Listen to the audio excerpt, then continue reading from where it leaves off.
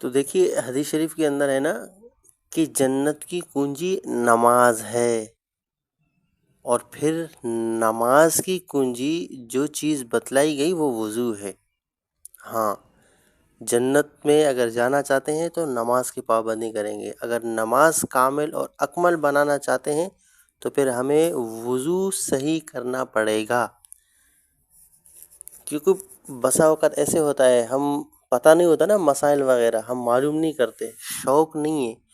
کہ ہم معلوم کریں وضو کے اندر فرائض کتنے ہیں، وضو کے اندر سنن کتنے ہیں، وضو کے اندر مستحبات کتنے ہیں، وضو کے اندر مکروہات کتنے ہیں، کون سی وہ چیزیں ہیں جن کی وجہ سے وضو ٹوٹ جاتا ہے۔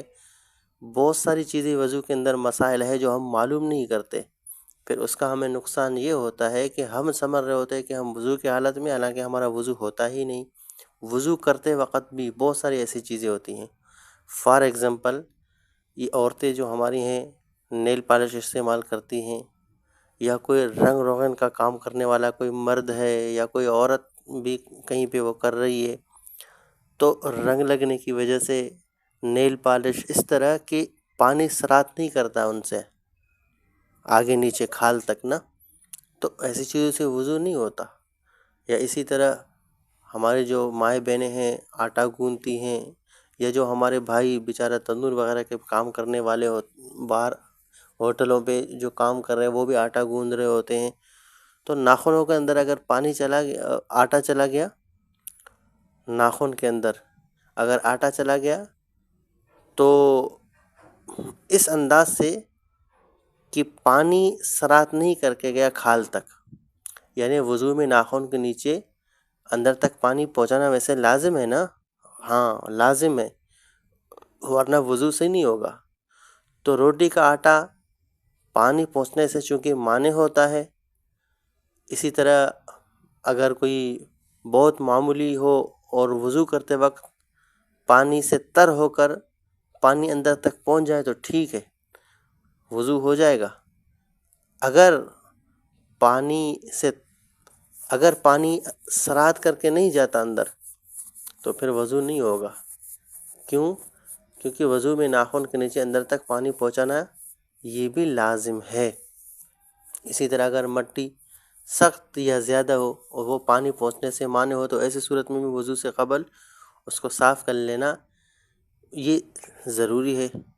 اسی طرح آٹے کو زائل کر لینا یہ بھی لازم ہے۔ اسی طرح نیل پالش ہے اس کو زائل کر لینا یہ بھی لازم ہے۔ اسی طرح کوئی کلر وغیرہ اگر ہاتھوں پہ دائیں بائیں لگا ہوا ہے، جن جن اعضاء کو وضو میں دھونا، اسی طرح غسل کا بھی یہی حکم ہے، جن جن اعضاء کو غسل میں دھونا، جن جن اعضاء کو وضو میں دھونا، کوئی ایسی چیز لگی ہوئی ہے، آٹا ہے، کلر ہے، نیل پالش ہے، یا اس کے علاوہ اور کوئی اس طرح کی چیز ہے کہ جس کی وجہ سے نیچے کھال تک پانی سرات نہیں کرتا، تو اس کو زائل کر لینا لازم ہے۔ اگر زائل نہیں کریں گے تو پھر ہمارا وضو نہیں ہوگا۔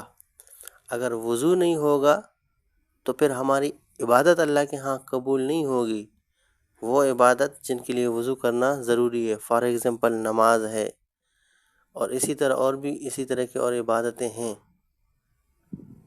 اگر وضو نہیں ہوگا تو ہماری عبادتیں نہیں ہوں گی، جب عبادتیں قابل قبول نہیں ہوں گی تو پھر اللہ تعالیٰ کی طرف سے ہمارے لیے اچھے فیصلے نہیں ہوں گے، کیونکہ اعمال کی بقدر آسمان سے اچھے فیصلے اترتے ہیں۔ اعمال درست ہوں گے تو فیصلے بھی اچھے، اگر اعمال صحیح نہیں ہوں، اعمال ہمارے برے ہوں گے تو پھر فیصلے بھی اللہ کی طرف سے برے اتریں گے۔ اس لیے اعمال کو درست بنانے کے لیے دیکھو قرآن مجید میں جہاں کہیں نماز کا ذکر آیا ہے اقامت الصلاۃ کے ساتھ آیا ہے،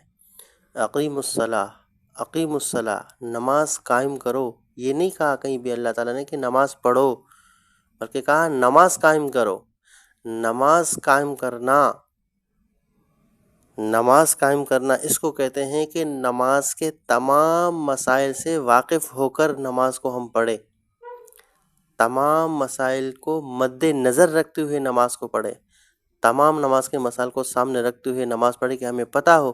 کہ نماز کے اندر کتنی چیزیں ہیں جو فرض ہے، جو واجب ہیں، جو سنن ہے، جو مستحب ہے، جو مکروہات ہیں، کتنی ایسی چیزیں ہیں جن کی وجہ سے نماز ٹوٹ جاتی ہے۔ تو کامل اور اکمل، تو ان میں سے ایک وضو بھی ہے کہ نماز سے پہلے اپنی وضو کو اچھی طرح کامل اور اکمل طریقے سے کرے، کیونکہ ہماری نماز کا دار و مدار ہی وضو کے اوپر ہے۔ اگر وضو ہم اچھا بنا کے کریں گے تو پھر نماز کے اندر خشوع اور خضوع بھی اللہ ہمیں نصیب کریں گے۔ اگر وضو کے اندر دیکھو، وضو کو بھی دھیان سے کرنا ہے، وضو میں باتیں نہیں کرنی، اس لیے مکروہ قرار دیا گیا ہے وضو کے اندر دنیاوی باتیں کرنا۔ اگر وضو کے اندر ہمارا دھیان دائیں بائیں بھٹکے گا، باتیں کریں گے، تو پھر نماز کے اندر بھی دھیان نہیں جمے گا۔